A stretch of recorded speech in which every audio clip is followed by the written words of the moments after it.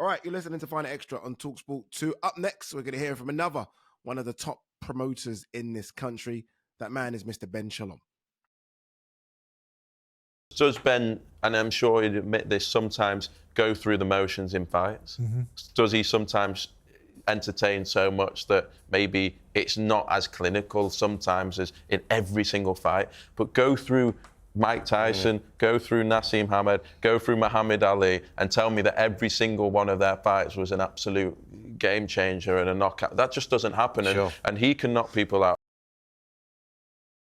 Welcome back to Find Out Extra on talkSPORT 2. Ade Oladipo, the great Gareth Davies. All right, Ben Shalom. I feel like Gareth has been on the outside looking in when it comes to these Riyadh season cards, but of recent, they've opened the door to him, and he has come in, right? I mean, you look at this fight card coming up October 12th. He has a number of fighters on that card. He has Fraser Clark, he has Ben Whittaker, he has Chris Eubank Jr.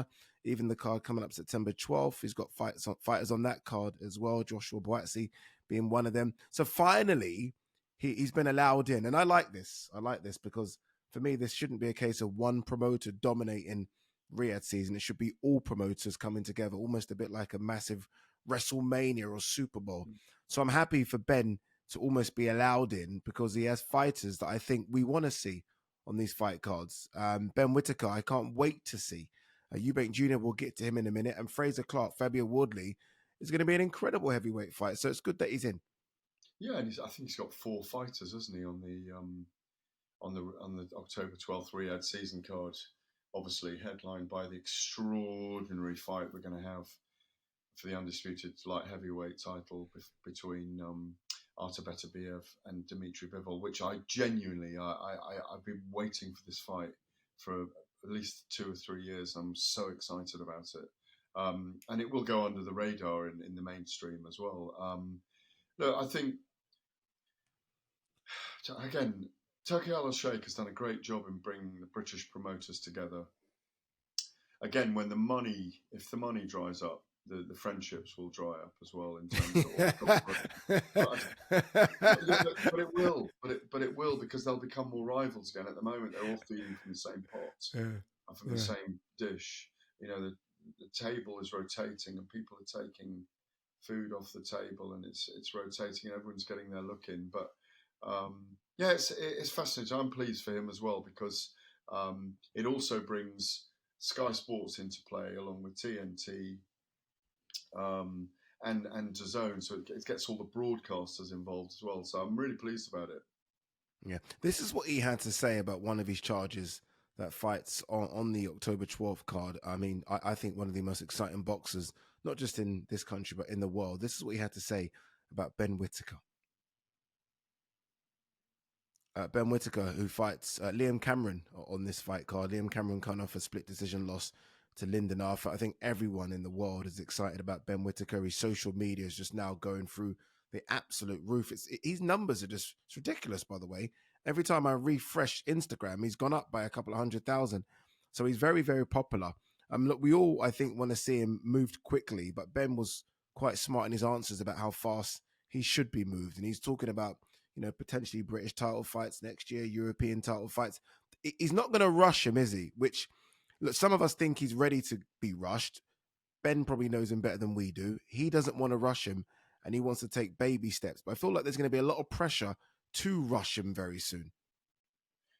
Well, look, he's up against a guy with, 29 pro fights. And his 6 losses have never been by stoppage. He's got half of his wins, 23 wins, are by knockout.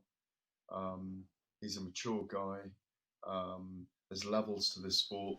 Ben Whittaker's already shown Eddie that he's an incredible mover. It's one of the reasons why he's got millions of Instagram followers already. He projects his arrogance, if I can call that word. It's not an insult.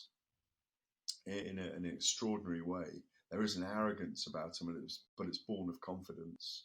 I still have question marks at the top level about his power, but I'm sure he'll bring that and show that. He's only 8-0, and people are talking about him. He's a massive star who hasn't proven that he's box office yet, but these are the moments that can help to make him box office. So You know, and the pressure's off him on this card because, you know, as I say, we've got this big names on the top, and there's loads of great fights. So if he can steal the show, great. But he's there for a reason, which is to build his if you like, and Cameron will give him a decent test. Yeah, I think the biggest question mark about this card, I mean, we've all sort of had a look at the full fight card now, and I think the one fight that everyone was like, not quite sure about was Chris Eubank Jr. versus Camille Zeramata. Obviously, look, we haven't seen Chris since he beat Liam Smith. By the time he steps into the ring, it'll be, I think, nearly a year or just over a year since his last fought. That was asked about Ben as well, and he said, look, he almost knows this is not a warm-up, because you can never really gimme fight in boxing because anything can happen. But this is almost okay, you can have this one, Chris, but next has to be something serious, has to be a world title. Whether or not Chris, and I think Ben's going to fully understand what it means to work with Chris Eubank Jr. about telling him what's next and what you can do next. Whether or not Chris does that is another thing altogether. But what would you make of that? Like him wanting a world title for Chris next? Well, what we understand about Chris in the last couple of months is there were a couple of days of rumours that he might be fighting Saul Canelo Alvarez. That blew over. We know that he turned down the chance to fight Hamza Shiraz on this huge September the 21st event at Wembley. Wembley Stadium, which he clearly didn't think positions were right for him. But I agree wholeheartedly with Ben that he needs big fights. You know, like I say, Zeramata has fought people like Golovkin and lost to him, Gennady Golovkin, I think, and Jaime Munguia as well and lost to him. And isn't really high up there in the world's governing body rankings, sanctioning body rankings anymore. So it's kind of, I don't want to say it's a gimme because it's not at that level, but he ought to win and will win well and look very good, and he needs to be in a big fight next. I really agree with that. I don't know whether they're treading water to make the Conor Benn fight with him. That could be a possibility. But there are big fights out there for him. And maybe, Eddie, given that these fights are just 3 weeks, the two events just 3 weeks apart, if Hamza Shiraz looks very good against Tyler Denny, maybe they'll build Chris Eubank against Hamza Shiraz for a big card next year. Oh, wouldn't mind seeing that one. But again, look, one thing, and you mentioned a few names there, Chris has options. I think that's the best position he can be in right now. There are options in a couple of weight classes, guys coming up from a lower weight class that all want to have fights with him.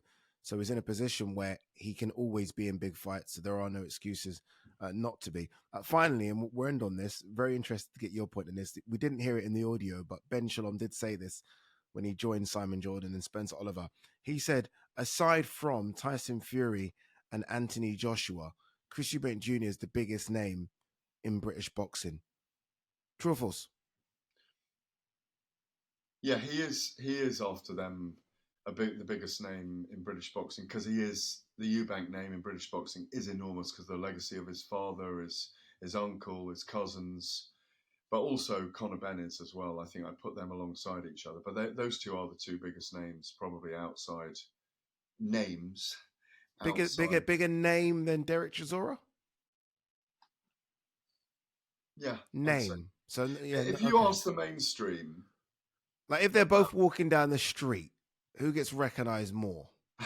Chris Eubank Jr. or Derek Chisora? I'm just honest, like just put them down the street, put them down Islington High Street. Derek's going to be bowling past you, knocking you over. Especially, I'm not going to go. I'm not going into delivery. You've just got into it. You've just got into it. But it's interesting though. If you put them in a random spot, who's recognised more out of the two? I don't think Conor Benn and out of Ben and Eubank. No. Derek Chisora and Chris Eubank Jr. Chris Eubank Jr. because he's going to roar up in a Maserati or something. Yeah, and Chisora will turn up in a smart car, designer clothes. Whereas Derek's going to be there with his Five Guys hat and I don't know. I really don't know. But I think Chris Eubank. Yeah, no, I think Chris Eubank's a massive name, and I've always said that I think Chris Eubank could have been and still might be a big pay-per-view star. I think he's huge. I think he's got this arrogance and aura. He really is box office. And when he speaks fantastically well. Faculties are all in place. I'm a big fan of Chris Eubank Jr. and I hope we do see him in something big next year. Gareth, as always, my man, thank you very much. Enjoy your last few days in France covering the Paralympics. Well done on that. You've been listening to Find Extra on talkSPORT 2. Remember, if you've missed any of the show, you can listen to it as a podcast. Find it under the Fight Night banner on your talkSPORT app or wherever you get your podcast from. We will be back next week.